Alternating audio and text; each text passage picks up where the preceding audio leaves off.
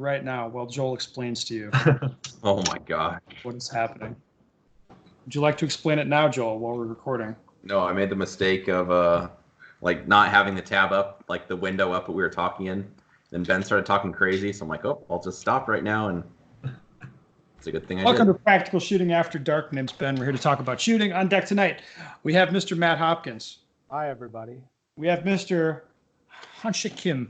Hello. We have Mr. Joel Park. Hello, everyone. And we have me, Mr. Ben. All right, guys, you know the rules. Everybody comes here with a topic or, some other fun shit to talk about. And then we discuss it and maybe take a couple questions if there's time. It sounds like due to the time of year, you guys are light on topics. Is that fair enough? I don't really have one right now. Maybe someone else can start. Don't be sad, Matt.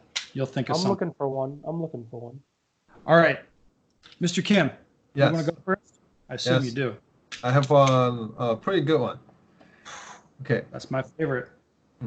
This question was asked by one of the Korean IPSC shooter, but Both of those guys are doing pretty well, right?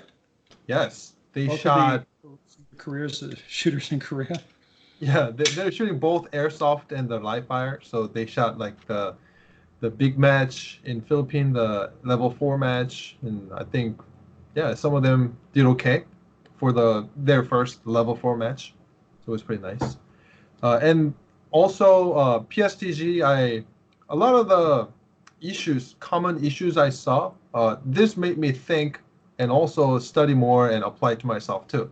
So somehow a lot of the shooters depends on if they're right-handed or left-handed. The time between running left to right versus right to left, even if the distance was the same, the time a lot of the times was different. Mainly because when they're running left to right and right to left, the risk of breaking 180 is different a little bit. Depends on how you hold the gun. So a lot of people were really soaked up into shooting, and to be careful with the one breaking 180, their running was not as good because they're too focused on that gun position where the gun is facing. So I gave a lot of people about this advice, how you should think outside of the shooting at all. Like you just go, for example, you can go to the gym and just simply work on sprinting. And when you do that, try to kind of set 180 line and then move, run left to right, right to left. And then when you do that first, just don't worry about that you have a gun. Just don't worry about, just focus on running part. And then kind of cater the movement towards the gun later and bring the gun equation later. So you're basically working on sprinting first, no shooting related at all. However, the sprinting is actually a big part of shooting sports. So later, just bring the gun in and figure out, maintain the sprinting skills. So you're not unnecessarily like running, looking downrange, whereas you should be running, looking where you're going to. So just simply figure out how to keep the gun at a safe angle rather than trying to change your running to keep your 180 degrees safe, if that makes sense. And then another conversation I had with the IPSC shooter was about, hey, would working out at the gym actually help shooting IPSC? And I had, yes, obviously, there's a general fitness issue that will definitely help if you have, obese issue, or if you have any joint issue, some kind of disability too. But if you're never worked on explosiveness, movement stuff, yes, in terms of that, it's going to help you. And the second reason that's going to really help you, it helped me a lot. For people who's not really athletic, if you really never played sports or never really lifted, had a physical trainer, stuff like that, then your ability to feel one certain muscle may not be as good. So isolating certain muscle may not be as good. So the control you have is going to be less. So a lot of the times people think, oh, when I do squats, for example, you need to use one specific muscle to focus and develop that muscle. But a lot of times, don't think about it and just go through the motions, not trying to feel one certain muscle. Then basically, you don't have much control over your body. And having control over your body and being able to use specific muscles, just one simple muscle or multiple muscles. So for example, separating your hand to be relaxed, but keep working your forearms to lock your wrist is one good example to talk about. If you don't have good sensation, each muscle, you're going to have a hard time trying to relax my hand, but relaxing the whole arm, which is not good. Now, like wrist is unlocked and all that problem can come in. So gaining control over your body in the gym really helps. Yeah, that is the standard thing is when somebody's having trouble running with the gun, you take the gun away and then do training. Like it's no gun, then blue gun, dry gun, and finally a live gun, and they start to move around. That's one of the most common problems you see with lower level shooters is that they're not moving around properly with their guns. Is it a fear of the gun or a fear of doing something bad with it? For whatever it is, you put a gun in somebody's hand and they like, I don't know, treat it like a baby or something. So winter is a good time to do that. Absolutely. Yeah. 100%. Well, thank you, Mr. Kim. I'm ready to go now. So I've got a bit of a show and tell, a bit of a disappointment, if I'm being honest. And that would be this gun. You guys see what I'm holding in my hot little hands? It looks like a Glock 34 MOS Gen 5 with an SRO. Yep. So Okay. that's exactly what this is, Joel. I have two of them. And I figured when I'm doing my Tactard rifle shooting, I will have a Tactard pistol. So that's why I have this. I mean, everybody should own a Glock, right, Joel? At least one. Yeah. So, More than one. well, I thought it'd be a good opportunity to test out the SROs and to use one of the MOS Glocks, which, I mean, Glocks are very functional. They're fine, whatever. This is my first time shooting an MOS Glock. I have plenty of other Glocks. But I want to talk about where this gun was kind of a bummer, and that's the mounting plate. So like I said, I've got two of these with SROs on them. The SROs have worked great. I haven't shot the guns a whole lot, but inside of 500 rounds, this gun got a bit of a wobble in the plate that mounts the SRO onto the Glock. So when it was installed, it was Loctited, torqued correctly, not by me. That's how I know it was done right. But it was installed properly and then came loose inside of a few hundred rounds. Installed properly again, came loose again. And I come to find out this is, I guess, kind of a failure point with the MOS Glocks to the point where I've ordered aftermarket plates from the C&H Precision Company that look designed differently. They look a little bit more robust. They have more points of contact, like these locator pins, I guess they're called. But apparently this holds up. But it's a little bit bummed. Like just the idea of buying a gun and shooting it out of the box with an optic that just the gun is like ready to accept the optic when you get it. You mount everything on there and you shoot it and it works good. And not quite there yet, unfortunately. But getting closer. Have you broken an SRO yet, Kim? Nope. Yeah. I don't foresee this thing breaking. There's a lot of guys bitching on the internet about the double dot in sunlight issue, Yes. which I don't think that's a huge issue. Well, would you explain that? Because not everybody's going to know what you're talking about. So if you point the gun, like if you're being attacked from the sun and you point your gun at the sun, then you'll see a reflection in the glass. You'll see a reflection of the sun bouncing off the emitter diode, I guess it's called, for the dot. So you'll see the What's a dot white and the dot? reflection. It'll be a red. Oh, really? Okay. Yes. So it looks like two red dots side by side. It doesn't. Doesn't look It's- like that. It is two red dots, but the dots look different and distinct. It's pretty easy Are to they tell up and which is down or which. side by side?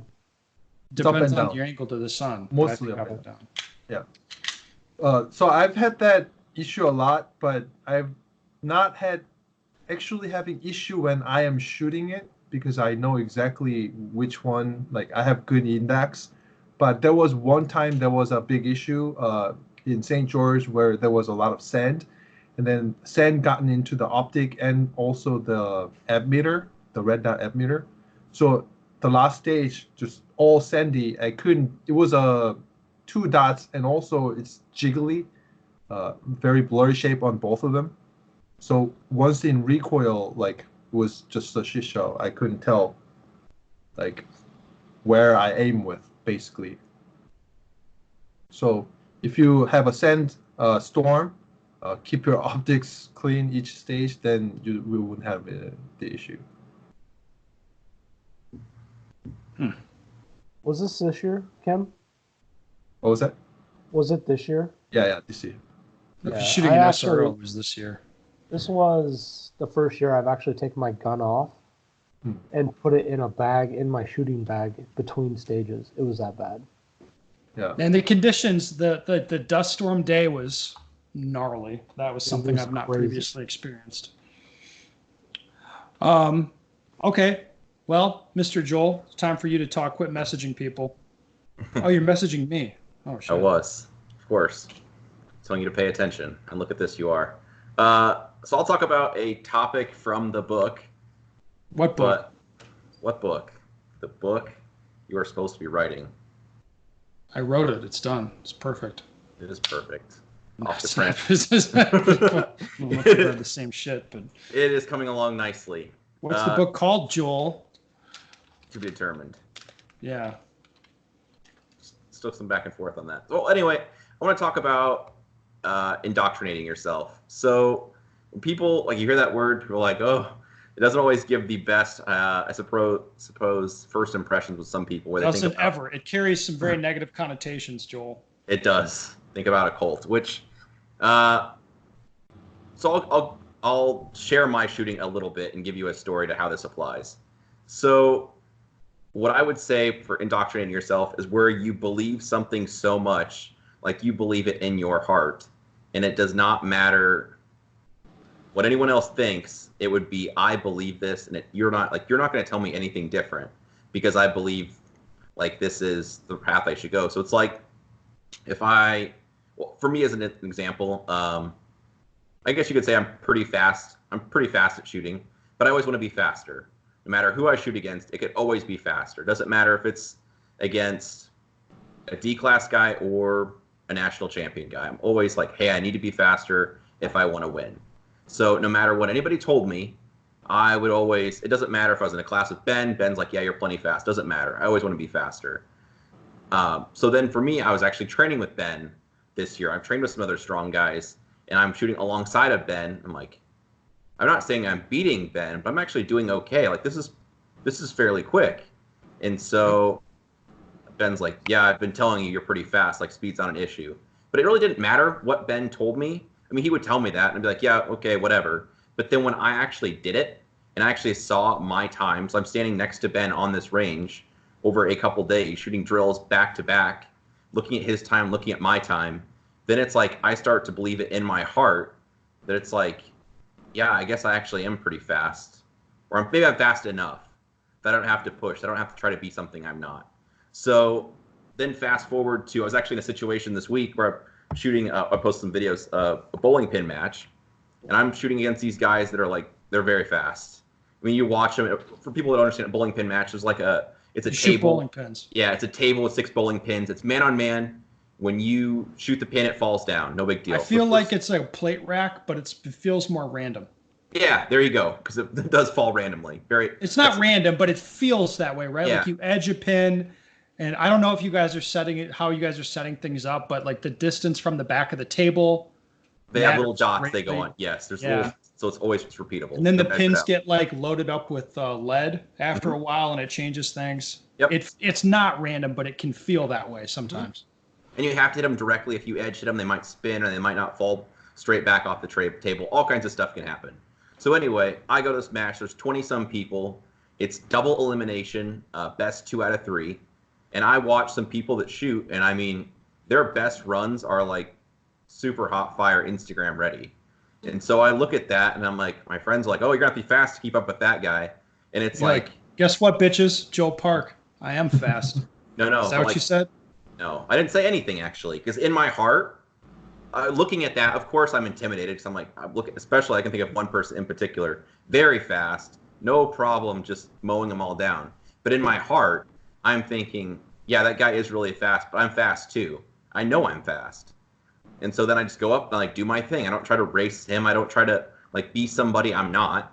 I just like, hey, I already know I'm fast. He's fast also. If I just focus on the fundamentals, I watch the sights, I press the trigger straight, I will have a good result. And that's what happened. So like, I would say I get to the point now where I believe that in my heart. It's like, yeah, it's not me trying to brag or trying to impress anybody. It's like, yeah, I'm pretty fast. I don't need somebody else to tell me that. And it doesn't matter also what anybody else tells me. Because I don't know, you could almost say maybe you adopt it like a religion, I suppose, in a way. If you think that's fair to say, Ben. Well, it is. Matt, you remember 2011 Nationals? 2011 National. We had our little train up and then went to Nationals. In Vegas, right? Yes, in Vegas. Yeah. This was the first one that I won. You remember the indoctrination before that? Yes, It was- I remember that. It was like, I don't give a fuck what anybody else does. I mean, Yeah, and like while I'm shooting, even in my peripheral, I see these pins flying off the table. I hear somebody shooting. It sounds like maybe shooting faster than I am. And it doesn't matter what I see, hear, what I pick up in my peripheral. It's like, it does not matter. I just do my thing. It does not matter what I pick up, what I see from anybody else. Like, that is the route I've already chosen. That's what I'm going to do. And it doesn't matter what anybody else tells me either. Like, I've already made my mind made up. so you've been playing around with this, like, but this is, as Joel mentioned, this is a segment in the upcoming book, is like beliefs that you keep telling yourself over and over again until you believe it. Mm-hmm. Right. And that basically led to you being able to win Yeah. the pin match. Yeah, Yeah. Because you believed you're fast. absolutely. And that thought process helped you to focus on the process, like what you have to see, how Yeah. you grip the gun. Yeah, I mean, I'm still somewhat intimidated, right? Because I'm watching these guys shoot very fast, and standing back as a competitor when you're not behind the gun, I'm just watching all these pins fly off the table. Like, holy crap, these guys, there's some people here that are very, very good. But yeah, I just have to believe, hey, I will do my thing. It will give me a good result. I am fast. This guy is fast too. It will be okay. And that doesn't just carry to bowling pins. That could be some classifier that you want to get a good score on, or just a match in general, shooting the targets where maybe you want to go crazy like I've done in the past, where I could put down these smoking fast stage times that look incredible on Instagram, but maybe there's a miss here or there or a bunch of Charlies. So Yeah. Oh, it's a level of trust that you think. yeah, Makes sense. It's good. exactly. Well, it doesn't even really matter what you trust. You just believe. I know it. So But Yeah, you trust knowing that he's fast enough, so we don't have to worry about that.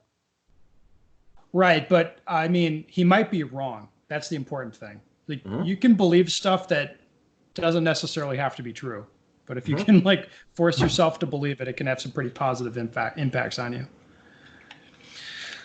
All right. Well, I know that we've got 3 topics. Matt, did you think of something you want to talk about? If not, no Just a worries. question. We can go to a question. And then this is for you, Matt. Perfect. Hello, new listeners, so I apologize if this has been covered before. I'm a turtle, and as the season goes on, I get slower instead of faster. This just reinforces my mental image of being slow but accurate. How do I change my attitude to go from a turtle to a hoser and stop worrying about the people watching? There's layers to this one, Matt. There's a lot of stuff in here. Yeah, that's a lot. So I'll just start off with, how do you change your thinking to go from a turtle to a hoser? You just have to decide to do it and then actually only concentrate on doing that. So you're Going gonna wanna- fast, you mean?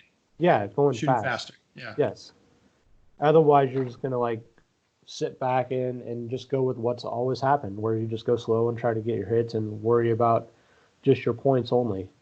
But you have to consciously go in there and say, I'm gonna just go as fast as I can on this and just see what happens, Yes. and then not worry about the points. So if you're doing that, you can't actually worry about the score on the target at the same time. It's especially in training is where it's like, nope, like let's take the training wheels off and let's go fast and see what happens.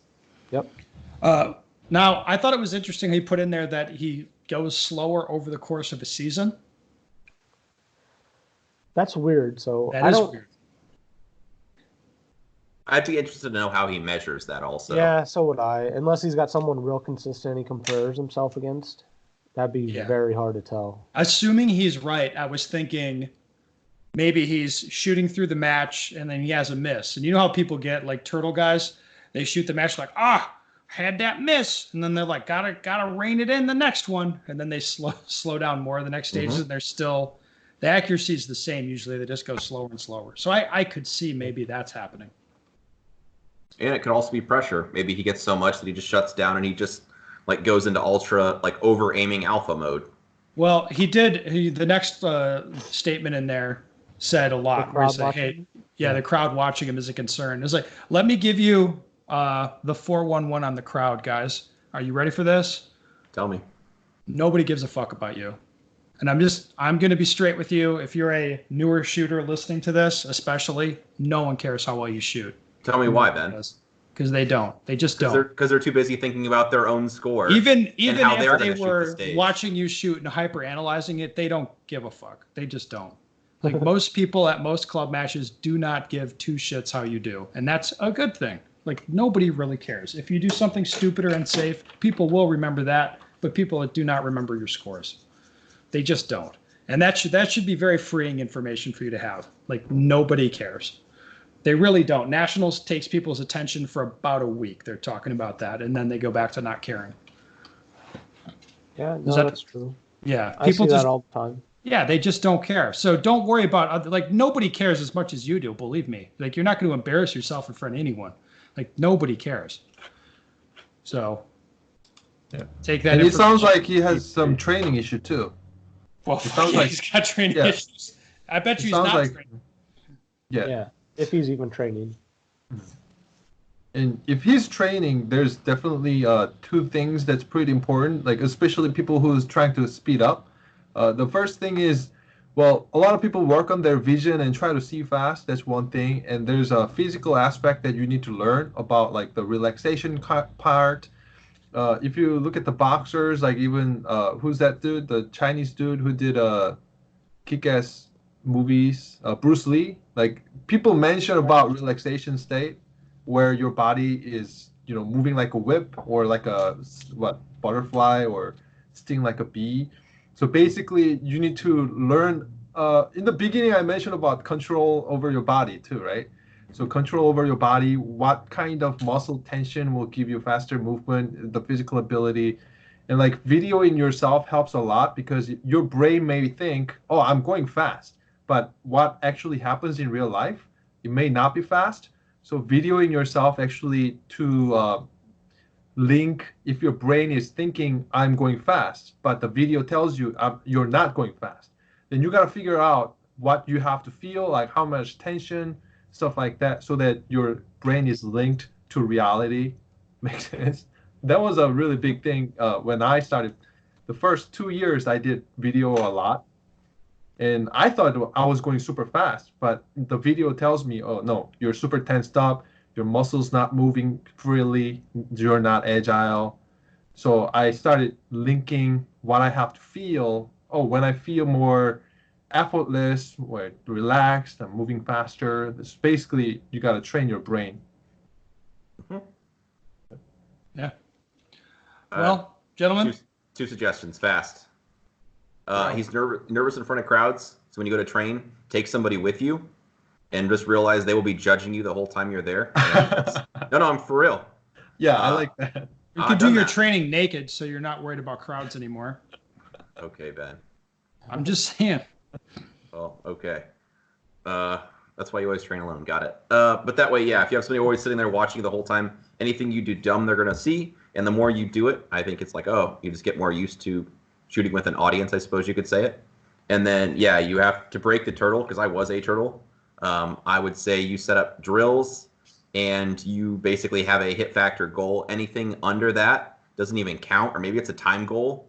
It's like, I'm going to do this drill in this amount of time. If it's even a tenth of a second over, I won't even score it. It has to be this fast. And then you basically give yourself permission to miss, where even if you're just squirting bullets at the targets, you get a couple misses, that's fine. In the end, you're learning the speed. And what I found is people will end up still connecting.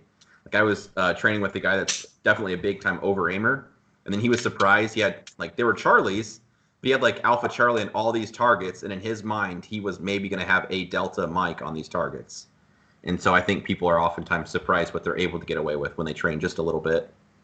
And then once they see they're getting okay results, then that's like and you have to, and like training the opposite to your mentality. You know what I mean? Like for me, if I'm training standing next to Joel training and you're hammering on stuff, I'll be like, just keep up with Joel's dumbass hammering and shoot points, and like you're good. You know what I mean? Yeah. Or if it's the opposite, if there's some guy who's like crazy accurate, it'd be like, yep, the time's irrelevant. Like, don't worry about how fast you're shooting. You're going to be good. Just focus on trigger control, and your accuracy is going to be right where you want it. You know what I mean? Like just training to the opposite of what you're predisposed to do. Usually that's a winner. All right, gentlemen, I think this is a good place to leave it. Thank you so much for coming on, Matt, Kim, and Joel. Listeners, if you have a question you'd like the answer to, go to benseger.com. And hey, Joel, what's the name of that book? I don't know. Yeah, you haven't named it yet. Well, I named it, but maybe I'm second guessing it. To be I don't determined. want to say it. Coming He doesn't soon. want to say it. You're a pussy, Joel.